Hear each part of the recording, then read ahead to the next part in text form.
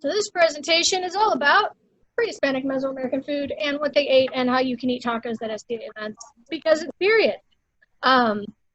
Even though they wouldn't have called them taco, that word dates to about the late 1800s, early 1900s, just an idea wrapped in food. Okay, so let's look at the first slide so we can all see what in the world we are talking about. This is Mesoamerica. Meso meaning middle, America meaning America. So at the top of the map, you're looking at approximately the U.S. border, and then stretching down along the Pacific coast of Central America. Most of what we have comes from the Mexica or Aztec lands and also the Maya. Lay down. Next slide shows you some of the major cultural regions in Central America. The Aztecs were centered around Mexico City, but they did get tribute from all over the region as they were the major military power at the time. And then we need to remember, third slide, that even though now we think of this region as a desert, during the SCA period, there was a giant lake in the middle of central Mexico. So, yeah, that's a thing that was there. It was about 500 feet deep, lots of fish, birds, insects, other things you can eat. So that's going to affect the diet of the people of the region. Good? Okay. Yeah. Next slide. So these are some of the major cultures of Mesoamerica: Olmec, Toltec, Maya, Zapotec, Teotihuacan, which is a very cool, mysterious civilization. Mixtec and the Mexica or Aztecs, they spoke at least 125 languages, most of which were somewhat related to each other. And most of our information that we have in writing comes from the Aztec and Maya. There are, however, a lot of archaeological sites that we can know about from that time period. Okay, so tools. This is the part we get to have some visual aids. So the basic tool that they used was called a metate, and there's pictures later. It was made of volcanic rock. What I am holding up right now. This is not a metate, but it's made out of basalt, so you can kind of see what that looks like. It's dark in the middle because I just washed it this morning. It's kind of wet, but feet. Really heavy. Don't order them online. If you want any of these things, it's best to either make friends with someone who's going to Mexico and have them bring it back, or check local Hispanic shops and see if they might have them, because this probably weighs about 15 pounds, and it's not that big. So metate is for grinding corn, chocolate grains, basically, and it's a horizontal motion, so they're pushing. They were always made together, so the parts were not interchangeable. Let's see. Can you go to the next slide, Gerard? Hold on just a second. Sure. Yeah. So that's a picture. They are still used today, not as common. Most people would use a food processor because it's easier and doesn't weigh 50 pounds and can be more easily moved and stored. But people still use these. I know a lady who told me about using one of these in the 60s in rural Mexico to grind corn every day to make tortillas for her family. Same way they've been doing for thousands of years. And if you go to the Wichita Art Museum, that's the slide with the two orange pictures, you can see them. So for anybody who's in Wichita or Kansas, they have several of these, and it kind of goes to how they use them. But it's a grinding motion. Nixtamalized corn, which we'll get into later, you can't grind it like you would grind wheat. It doesn't work, so it has to be this horizontal shearing motion to grind the corn correctly. Okay, so what this thing is, this is a molcajete, which is just mortar and pestle. I have a pestle, but I don't know where I put it. So this is just used for, just like you would a mortar and pestle. If you make a lot of guacamole, you should get one of these. They are great for making guacamole. Makes it super fast. Volcanic stone, and here it is. The pieces are not interchangeable, so if one of you guys had a molcajete, your pestle and my pestle would be different because they're made to fit each other precisely. And it's usually from one giant piece of rock.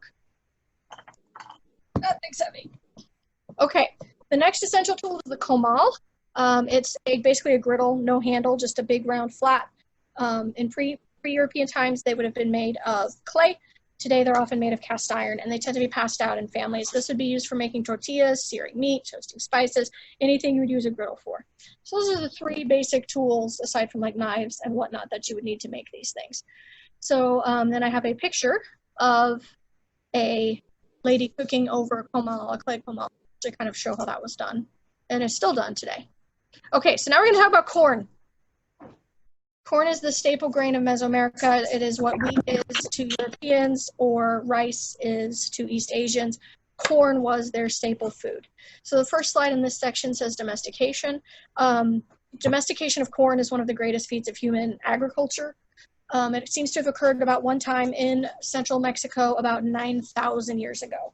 And then it spread throughout the entirety of the American continents, basically even down into South America and up into New England, which is, especially South America, is pretty interesting because there do not appear to have been any continuous trade networks between North and South America. Even today, the Isthmus of Darien in southern Panama is very dangerous and hard to cross. So there wasn't continuous contact. So it was domesticated with artificial selection through teosinte, which is a wild plant that was probably collected, and there are thousands of varieties, sizes, colors for different uses, nixtamalization, popcorn, which is period, grinding, eating plain, etc. So this is, I'm gonna have to tilt my camera in my hand if you can see. This is a sort of corn that could be used for making tortillas. It's different than the kind of corn you would eat in the cob. So they had different corns for different things. So on the slide with the pictures of the three plants, the one on the top is teosinte, the one on the bottom is modern corn, and the one in the middle is a hybrid of the two. You can still crossbreed teosinte and corn, and Mexican farmers, especially in rural areas, will often encourage teosinte to grow along their fields today to help. They believe it helps improve the corn, helps keep it healthy and vibrant and not as disease prone. So then we have a picture from the Florentine Codex. Aha, okay. So this picture from the Florentine Codex, this is a woman, the Florentine Codex, just to introduce it, is a post-contact produced by Spaniards to document culture.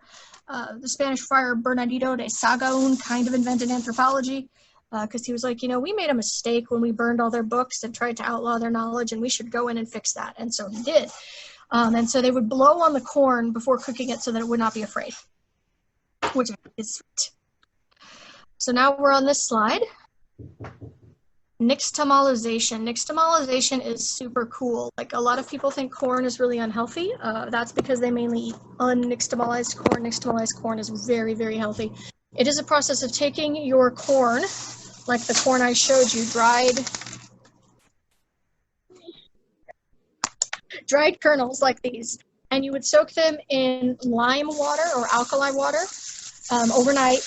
This softens them, and it makes the corn undergo a chemical reaction, which especially improves the amount of niacin that's available from the corn. If you eat a diet based on non-nixtamalized corn, you're going to have a vitamin deficiency called pellagra, and you'll die, and that's gross, and nobody wants that. So you got to nixtamalize your corn. The other cool thing about it is it enables the corn to form a dough. If you try to take just regular cornmeal, like you'd use for making cornbread, by itself, it won't stick together. If you just take nixtamalized corn, it will form a dough on its own. It won't be as stretchy as a wheat-based dough because it doesn't have any gluten. But you can form it into a dough, and that's how you get tortillas, and that's how you get arepas, and that's how you get gorditas and pupusas. All of those other delicious things all come from nixtamalized corn. Hominy, if you've ever had hominy, that's also a nixtamalized corn. Okay, so what did they use nixtamalized corn for? Aside from tortillas and other bread-type foodstuffs, they would use it for filling of tamales. Tamales are period with a couple of caveats that we'll talk about later. They would use it to make drinks, specifically atole, which is often called Mexican hot chocolate today because it tends to be flavored with chocolate. That would have been something reserved for the elites in most of Mesoamerica during this period, or a special occasion, and pinole, which is kind of like atole. They would use it to put in soups and stews, or as a porridge with honey and chilies. You put chilies in everything. Chilies are the best. I love chilies. One of the reasons I got into Mesoamerican food is because when you go to a modern SCA feast, while the food is delicious, it's not as colorful as we're used to. A lot of the colors the things we put in food, as much color as taste today, come from Mesoamerica. So bell peppers, chili peppers, tomatoes, all of those foods are native to Mesoamerica. So on this slide, I think this is one of the coolest images in all of history. This is from the Codex Mendoza about 1540, shows women making tortillas. And so you can see the metate in mano. And you can see the molcajete, or the mortar and pestle, very similar shape to the one that I have today, tortillas, and a comal. So the process of making tortillas really hasn't changed much. I mean, people still know how to make them the same way. They just don't because we have easier ways. This is a picture from a tourist website of a corn grinding competition. So these women are grinding nixtamalized corn into masa, or dough. And this is a modern picture. So in areas that are still not completely electrified, people will still grind their own corn. A lot of people, especially in rural Mexico, will make their own nixtamalized corn for tortillas. It tastes better, even though you can buy dried masa, which is usually the Maseca brand if you've ever been in a Mexican grocery store or a store that serves the Hispanic community. A lot of people do prefer to make their own just because it tastes better. It's fresher if you do it yourself, but you can make nixtamalized corn pretty easy, and then there might be a business in your area that you can take your nixtamalized corn to and they'll grind it for you. You also might be able to find, if you live in an area with a sizable Hispanic population, a tortilleria or a tortilla store that makes their own nixtamalized corn, grinds it, and makes tortillas from it. In my opinion, I cannot make tortillas. People have tried to teach me. I'm not very good. But even with the tortilla press, I can't get them quite right. So I buy them. If you're going to buy tortillas, corn tortillas, what you want to look for is, ideally, there will only be 3 ingredients, and those will be nixtamalized corn, water, and salt. If you have that, you are basically eating a Mexican or a Mesoamerican type tortilla, except made by machine now. So, yeah, corn tortillas are so good. I love them. You put some honey on it, super good. Okay, so they also used non-nixtamalized corn, just like we do today.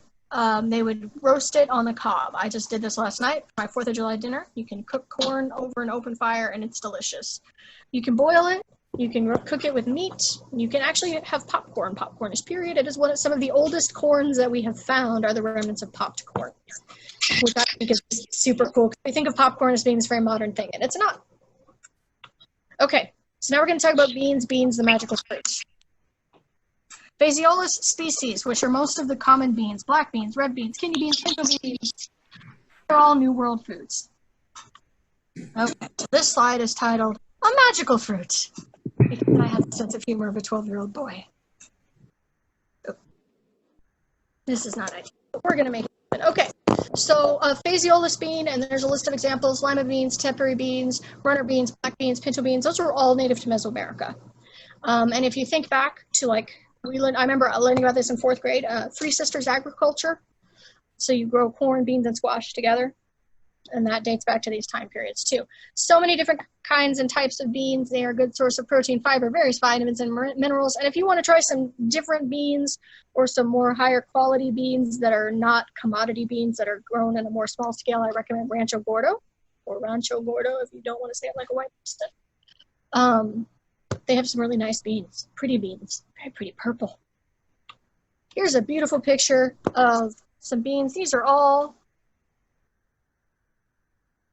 these are all the same species. These are some different heirloom beans. These are all the same plant, but just different varieties. Preparing beans. Some types of beans would be eaten fresh. Like lima beans could be eaten fresh, but most would be dried and then boiled. Refried beans are period, as long as you don't make them with lard. They're not actually fried. They're just recooked. You boil them, and then you would cook them over additional heat to mash them. The early Spanish chroniclers refer to the basic diet as being beans and tortillas with chilies, and you can cook them with epazote, which is supposed to improve digestion, but one of my Mexican food friends says that only white people fart too much when they eat beans. So your body does adjust to your diet. So if you are eating a lot of beans, your body is going to be adapted to that. Then, this will come up again later, but the Mesoamerican diet is very low in meat. People used to think, well, that's why they did human sacrifice, because they needed the meat. Well, no, you don't need meat in your diet. You can live perfectly healthy with minimal to no meat. And so I put in to kind of show that 1 cup of pinto beans. And if you combine pinto beans or beans with corn, you get all the necessary amino acids for life that you need as a human being. So yeah, this was their main source of protein. They're not eating a lot of animal proteins, mostly plant-based, which is nice, I think, because a lot of times we struggle in the SCA to come up with ideas that are not boring for vegetarians. Okay, so now we're going to talk about the third sister, which is squash. Squashes would be grown in the same plot as corns and beans. They would eat the seeds and the flesh just like we do today, sometimes also of different species, the flowers and the leaves, and there's even a couple varieties where you can eat the roots. The whole plant is edible. They had summer and winter varieties, and they were an important famine food. As any gardeners know, squashes store really well. So you can hold on to them for a while, and they can be a guard against a crop failure. And because they had different varieties that came into season during different times of the year, they were really important in case something happened to the corn or the beans. They were used pretty much like we do today, a vegetable, raw, roasted, and stewed, and you could mix them in with honey to make a dessert called alegría, which means joy. They still make it today. If you have a Mexican market near you, if you live in Wichita, get in touch with me. I can give you some recommendations. But this is a modern version of that I bought at a store. So this actually has amaranth in it, about which more later, and it's got some pumpkin seeds or pepitas and some other stuff. So we'll have a recipe for making something like this later. Chilies hurt so good. I love chili peppers. I love spicy chilies. Okay, so nutrition, types, and uses. They were domesticated since around 5000 BC in central Mexico. They were eaten every day and are still an important part of the Mexican diet. One of the reasons chilies are so popular is because if your staple food is a grain, that gets boring. And you can add chilies to liven up the taste. And after contact, they spread super fast. One of my other areas of interest is Korea. They had chili peppers in Korea by 1650, which when you consider that first contact with mainland Mexico was 1519, 1520, that's pretty fast to spread around the world. Chilies will grow basically anywhere. If you were an Aztec, fasting meant skipping chilies and salt. And the other thing about chilies is they have a lot of the trace vitamins and minerals that we need to survive. So they're useful for adding nutrition, adding color, adding taste. So then, in case anybody didn't know, in Spanish, in Mexico, chili peppers change names when they're dried. So if you did not know that, here is a useful graphic for you. It's hard to say which, if any, of these specific varieties of chilies are period, because again, most of our sources are Spanish. They had never encountered these things before. So they would just say big and red, small and green, medium-sized and a different color. So we don't really know which specific varieties are period, but we do know that they are period. My personal favorite is the ancho. Okay, so what did they use chilies for? Nutrition, types, and uses. They could be used fresh or dried. If you're using a dried chili, they would either generally be cooked in water, like to make a broth, or you would just soak them in hot water and then they become reconstituted and you can more easily chop them. Or you could get your molcajete and you could grind them into a paste. So they also became really popular as an alternative to black pepper, which still became expensive because it is kind of picky about where it's going to grow. But chilies, if anyone has ever tried to grow them, they're pretty easy. You just plant them and they grow. You got to water them sometimes depending where you live, but they're super easy. So they spread worldwide. To illustrate that, I have this lovely Velázquez painting. This is from 1618. So this is House of Martha and Mary, which is supposed to be, you know, a humble home. And if you look down here below the fish, that's a chili pepper on that table, which tells us that by 1618 they were common enough that you put them in a painting of a humble home to, you know, average women, just regular people, and it wouldn't be weird. It's not a luxury food by 1618. They spread worldwide. Other plants food, domesticated and cultivated. So the difference between domestication and cultivation is a domestic plant has been changed, or a domestic animal has been changed to suit human needs. Cultivated plant is essentially the same as its wild ancestors. It doesn't really need us. And a lot of the foods that they ate in Mesoamerica were minimally changed from the wild versions. They would cultivate them, but because they got what they needed from them as they weren't changed very much. Okay, so fruits. The Spanish sources, the things that they remark upon the most are chili peppers, turkeys, which they called giant chickens, and fruit. Their minds were blown by this place that had sweet fruit available fresh year-round, especially in the more southerly parts and the parts that were not at high elevations, they had fruits. So some fruits you can eat if you are Mesoamerican: pineapple, Pineapple is a period fruit from Mesoamerica. Dragon fruit, which is a cactus. Prickly pear fruit, they also ate the pads of those. Guava, papaya, mamey, cherimoya, and others, but not mangoes. Mangoes are from India. They didn't have citrus either. Those are from India, but more on that later. Amaranth. Amaranth is a grain. These are amaranth seeds. They are teeny, teeny, teeny, teeny. They can be popped like popcorn, and they kind of taste like popcorn, except less. Again, you could use them to make a sweet. They were also important in religious rituals, which led the Spanish to banning them. I'm going to just try to grab some of these on my finger and show you. There. See that thing? That tiny thing on my finger? That's amaranth. And if you pop it, double in size. So they're still tiny. And they taste like popcorn, except less, because they're super tiny. But they were used in religious rituals as well, which led the Spanish to ban the growth of amaranth. But it's a wild plant as well, so didn't mean anything. Chia seeds, which I forgot to bring with me, but those were an important food source. Chia seeds are a New World plant. They're a nice way to add some crunch too. They're tiny. You just got to be careful using them with wet things because they make a weird gel, which I don't like. It's got a weird texture. Sweet potatoes, but not regular potatoes. Again, that's one of the ways we can kind of intuit that there was not regular contact between, chia seeds. Yes, they're tiny too. I like to put them on salads because they're crunchy. No regular contact between North and South America is that they didn't get the potatoes, and they didn't get guinea pigs, and they didn't get llamas, which you would expect if there had been regular human instigated contact. Jicama, which is really good. I don't really know how to describe a jicama. It's a root. It's kind of crispy, kind of sweet. Kind of like maybe apple-y in texture, but not taste. Good with chili pepper. Sunflowers, tomatoes, which at the time were generally yellow to orange in color, lumpy, and not eaten raw. They were cooked. So they were different than our modern tomatoes.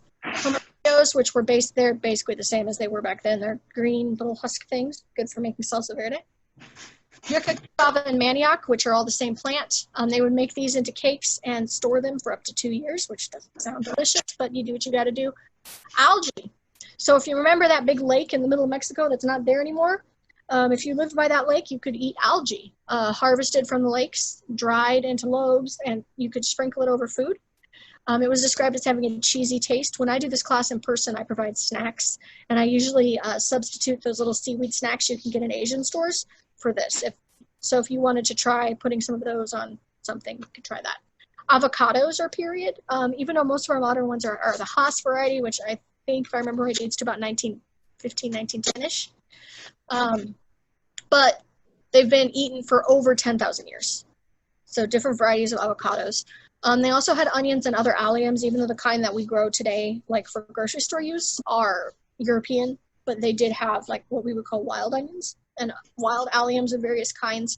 So if I'm looking at a recipe for a Mexican dish, I will usually leave the garlic and onions in just because they had similar flavor profiles, similar plants.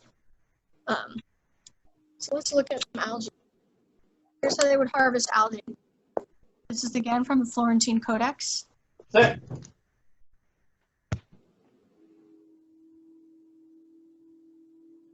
Other plants they ate, peanuts, cacahuates. Anything that ends in huate in Spanish comes from Nahua. Agave, which is what they make tequila from, but they would also use it for other things. Specifically, it has a nice syrup in it. The maguey type of agave can be used for syrup. Allspice is Mesoamerican plant. So if I'm looking at a Mexican recipe and I want to make it period, if I want to make it pre-contact period, I will remove cinnamon and I'll add a little bit of allspice just to taste. And there's no evidence that they fried anything. They didn't make any kind of plant oil, even though we definitely can make oil from sunflowers. They didn't. The Spanish report that the natives did not like greasy or fatty food. So it's very lean. And if you think about especially the kind of animals they had available, they didn't have domestic livestock like cows, pigs, chickens, anything like that. So they didn't have really good animal sources of fat, and they just didn't like it. They didn't need. No, you cook them dry. If you have a seasoned comal, they will not stick. So if your comal is old enough, they won't stick. You just pat them, and you just cook them. It only takes like 30 to 40 seconds aside to cook the tortillas. Chocolate and vanilla. This is what everybody's most interested in, along with chiles. So, chocolate's scientific name is Theobroma cacao, which means food of the gods, which I believe is correct because chocolate is delicious. We know that chocolate has been used since about 1900 BC. The earliest sources that we can find are archaeological, and they appear to be fermented, which, because chocolate, the chocolate beans that they make the chocolate from, they're surrounded in a flesh, and we believe that the initial use of chocolate was to ferment that flesh that is around the beans. It was only used as a drink, and it was or minimally sweetened with honey or agave syrup. And it was served as a beverage at temperatures ranging from cool to hot, depending on the culture group, where you were, depending if it was in a religious ceremony, time of year, varied. They would mix it with various different plants, including chilies, corn, and vanilla. And it was used as a currency because it only grows in tropical areas. So especially in the area around Lake Texcoco, which is now Mexico City, which was Tenochtitlan, it was used as a currency because it did not grow in that area. So and I don't remember if I included this, but you could buy one good turkey hen for 100 chocolate beans. So that's your exchange rate. One turkey hen, 100 chocolate beans. And they were counterfeited. People would make fake ones out of clay, which I find hilarious. We have found evidence of chocolate consumption as far north as Arizona. So we do know there was some trade going north. We've also found various tropical parrot feathers up that way. In the Aztecs, it was limited to noblemen and religious rituals, but it was also provided as part of the whatever they gave to soldiers to drink. And it was more widespread among the Maya because it grows in the area where the Maya lives. So when we're talking about the Maya, we're talking about southern Mexico into Guatemala and Belize, where it's more tropical, less dry, more humid. And that's the sort of area where chocolate grows. And chocolate actually grows wild. There are wild chocolates, and there are cultivated chocolates that can grow without human intervention. Oh, this is the slide where 100 cacao beans for winter.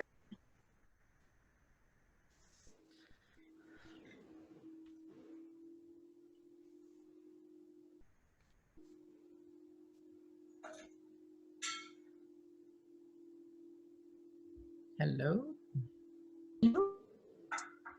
That originally they were fermenting this part, the pulp that's around the seed, and then that developed ultimately into chocolate. And chocolate is slightly caffeinated, so that's awesome. It was the first caffeinated beverage encountered by the Europeans by like 10 years. So a typical way that they liked to have chocolate that had a froth on it, and they would do that by pouring. So this is from the Codex Tudela, which is another codex from the 1500s, showing a woman pouring chocolate from a height into another container to get it to froth. And I don't know about you, but to me this seems really hard. So I'm really glad this is not my job. The Spanish introduced using a whisk type implement to make the chocolate frothy, which rapidly gained favor as opposed to pouring because it's just easier to do it that way. Vanilla. Vanilla cultivation is actually pretty recent. It only dates back to about the 15th century, so that's the 1400s. Wild plants were used earlier. And one interesting thing is up until the mid-1800s, it could only be grown in Mexico because there was a specific insect that pollinates this orchid. And until an enslaved man figured out a way to do it by hand. So they tried to grow vanilla in other parts of the world, but did not succeed. Again, it's another tropical plant. It was a luxury food, and it was received by the Aztecs as tribute. So chocolate and vanilla were both used for food, but they were more restricted. They were not as common as some of the other things, but they're delicious. Then we have a picture of the vanilla orchid. It's so pretty. All right, animal foods. Here's my big disclaimer.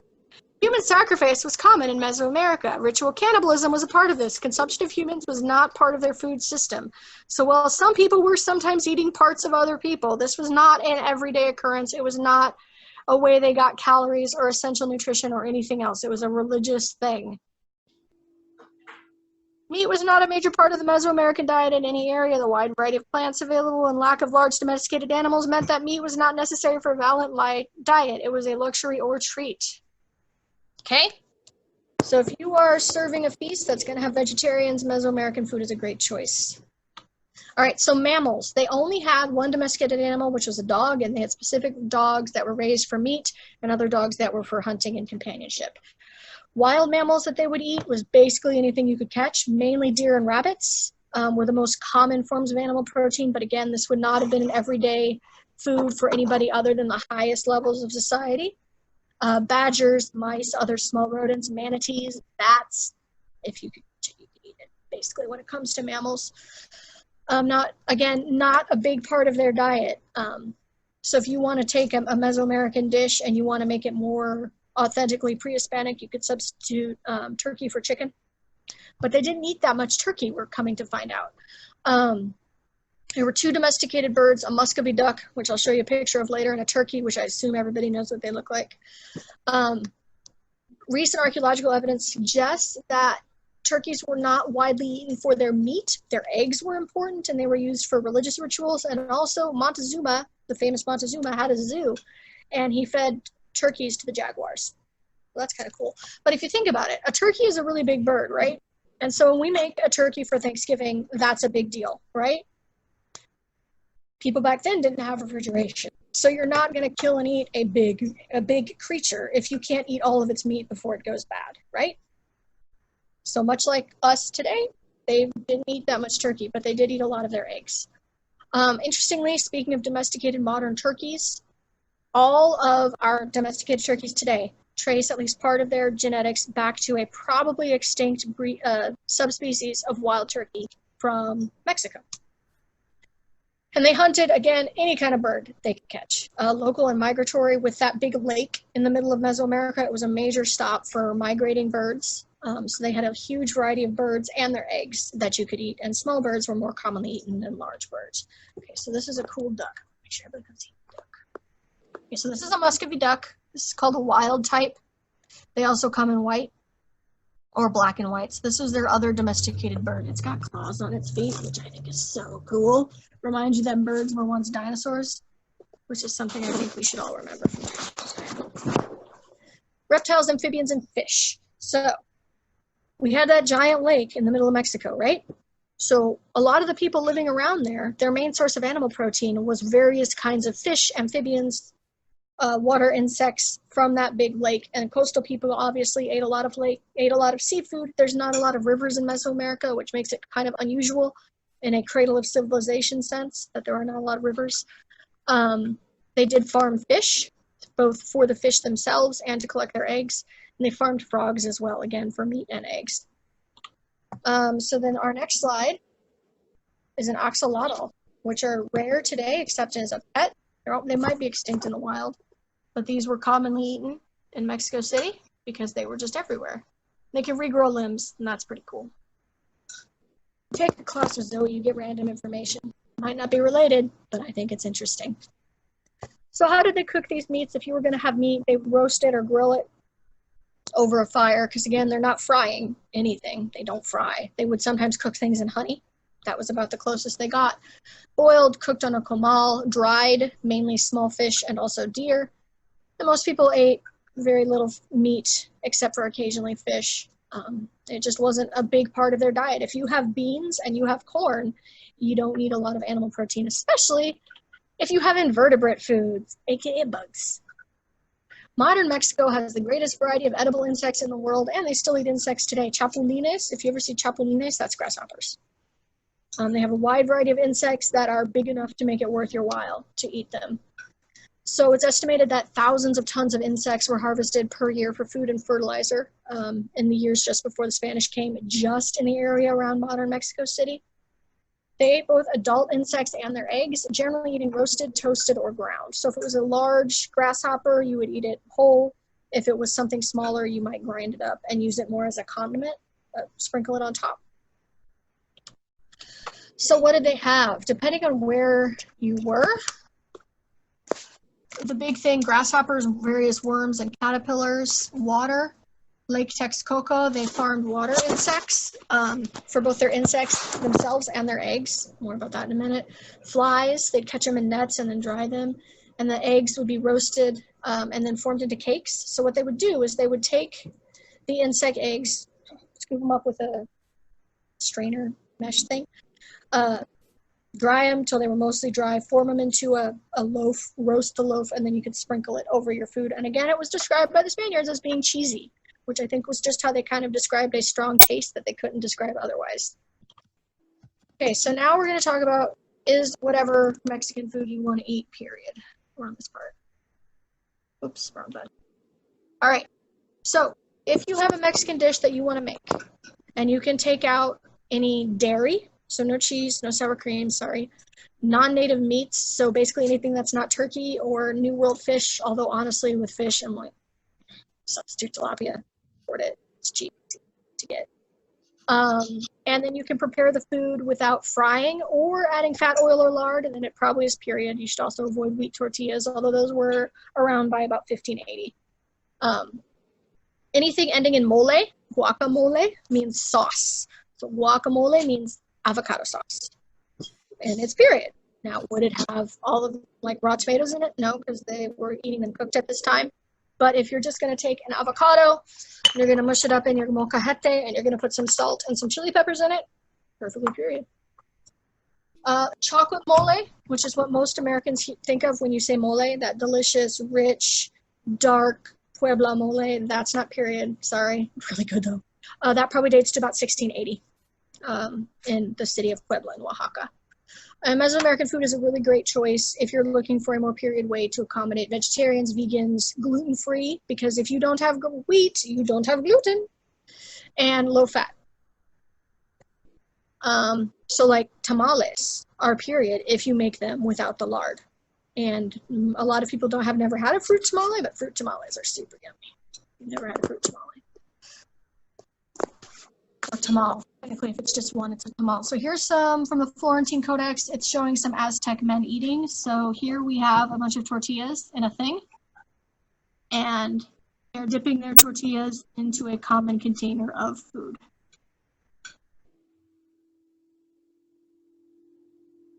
So here's a list of common ingredients not native to Mesoamerica. So if you want to make pre-Hispanic Mexican food, some stuff you should avoid. Citrus, so if you're making guacamole, you can't put lime in it, but I'm going to tell you a secret on how to keep your guacamole from going brown if you don't want to put lime or other citrus in it. So you make your guacamole and you put it in a container, level it out so it's flat, and then put just enough water on it to cover it completely. Okay, so it's not like half guacamole, half water. It's this much water. Cover it up, put it in your fridge. When you're ready to serve it, drain out the water, stir the excess in. That water is going to keep any air from contacting the surface of your guac, so it won't go brown. So if you're making guac for someone who can't have citrus, that's what you can do. Cumin, beef, chicken, pork, dairy, flour, rice, cilantro, but they did have culantro, which is similar in flavor, but is a completely different plant. But here's what you need to remember. A lot of these things that we associate with Mexican food are from Asia, not Europe. There was twice yearly contact between the Philippines and Mexico starting in 1565 in the form of the Manila galleons. So they would sail out from Manila to Acapulco, and they would sail back. And it was just a continuously going cycle, and they would truck everything across Mexico and send it on to Spain.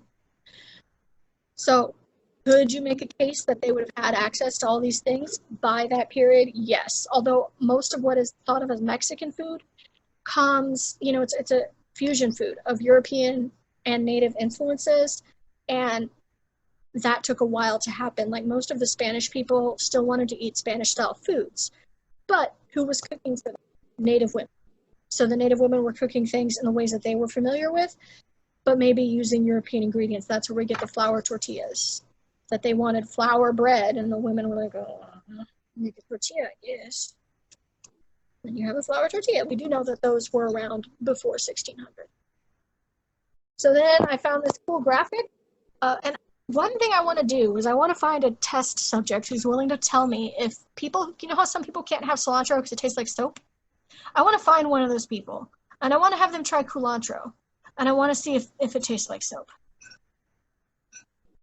But it's a different plant, right? Like it's a different species. So I want to find a willing test subject, Kansas, and you're willing to do this Let me know. So cilantro versus culantro. So that's an easy substitution that you can make. All right, so let's look at a couple of recipes for the last part. So this first one is a pipián mole. Again, mole just meaning sauce. So this is going to be a green sauce because it's base. Where do you live, Eden? You should go find some cilantro and some culantro and test it and let me know because I am very curious about this. This is just a thought that occurred to me this morning. So a mole is a sauce. Hey, my sisters used to live there.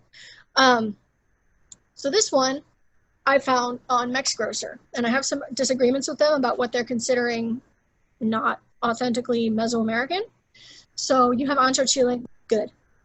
And pasilla chile, good. Chicken breasts, you're going to replace with turkey. Pumpkin seeds, perfect. Chopped onions, the little stars mean that it's not Mesoamerican, but as I said, they did have alliums. So if I was going to make this recipe, I would leave the onion. I would leave the garlic. This recipe calls for you to saute your garlic and onions in olive oil, and they didn't use oil. So what could you do? You could try roasting them instead. That might be tasty. When I made it, I just put my husband can't have onions, so I just put the garlic straight in the sauce, chopped it up, put it in there, didn't roast it or anything. It was good. Tomato, fine. Cinnamon, you could omit. Allspice, fine. Again, if I'm trying to make something from one of these recipes that calls for cinnamon, I usually add just a little bit of extra allspice to make up for there not being cinnamon.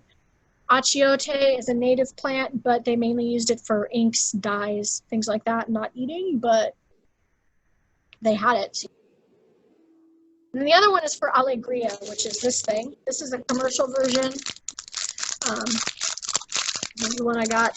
I ate one. It was good. This is my demonstration piece. So this one's not for eating. So this one calls for a cup of amaranth. Fine. Pioncillo, which is a sugar thing. They didn't have sugar like that. Water, lemon juice. They didn't have honey. You could probably use pineapple juice though. And pineapple. Anyway, omit cinnamon, allspice instead.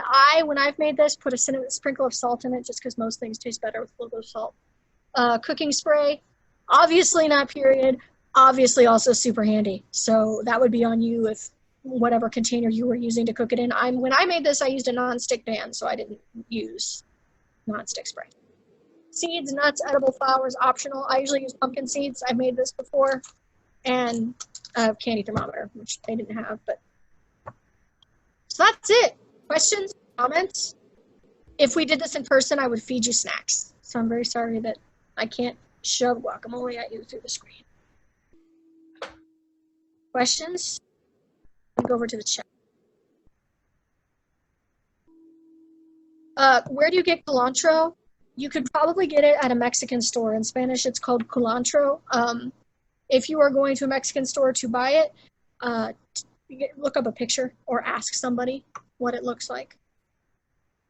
A lot of these things you can find either like amaranth you can get. I bought mine on Amazon. You can get it at health food stores. Someone says cilantro tastes like soap only if it's grown in soil that has had cilantro in it before. That's interesting. Yes, they dry cooked the tortillas. Yeah, no frying. So that was probably the most interesting thing to me is because so much of modern Mexican food is fried or has added fat in it, to find out that the pre-Columbian stuff was very, very, very lean. Other questions? You want to try to make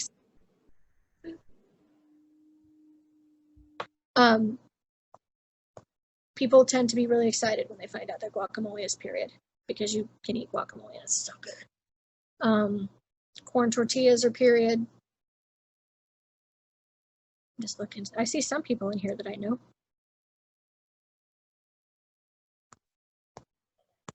So what about like tapirs and caimans? Yeah, if they could catch it, they would eat it. But the main wild hunted meats were deer and rabbit as far as mammals go, based on what we found. Garbage remains, basically, bones, things like that. And that is largely true for most of the New World. deer are and were abundant. And they're a good size. They're not so big that you have an overwhelming amount of meat to deal with, but they will feed several people. And rabbits are convenient because one rabbit is small, right? So you can easily consume it before it goes bad. I know you're like saying that they didn't have a whole lot for like trade for other parts of the continent, like evidence anyway. Yeah, we know they had a fair amount of trade going north, because we have found Sam. This is my cat. His name is Sam. We know they had a fair amount of trade going north, especially up into like the Pueblo regions of the Southwest. And I know I have heard that they found Mesoamerican stuff at Cahokia, but I can't swear I read that. Oh, it's actually at Cahokia. They have things for like parrot feathers. Yeah. That were in the burial mounds and things like that.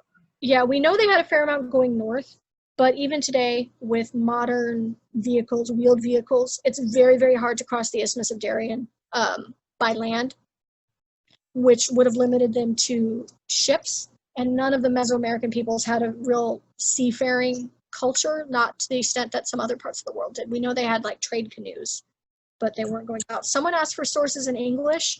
I have not found anything that's like a recipe. If you look at De Sagahun, which let me put his name in the chat. I think that's how you spell it. If you look up him, he describes tamales, and he describes tortillas wrapped around stuff with a chili sauce on it, which we would call an enchilada. Right. But he doesn't put, a recipe. Like, this is how much you put. So what I've done when I want to experiment with this sort of thing is I'll find a modern yet authentic Mexican recipe. So a Mexican lady's recipe, basically a grandma's recipe ideally, and then go from there and then start taking things out and putting things in based on what they would have had. But again, you got to realize they had regular contact with Asia by 1560-ish. So could they have had access to more stuff within our period? Yes. Yeah, I run into similar things with like Cherokee stuff. Is you see how they cook things, that it was your mother would have taught you how to cook this. Yeah, like tortillas are made the same way today, essentially. If you are grinding if you have nixtamalized your corn, you don't really have to add, you might have to add a little bit of water depending on your climate, whatever, and some salt to taste, and that's it.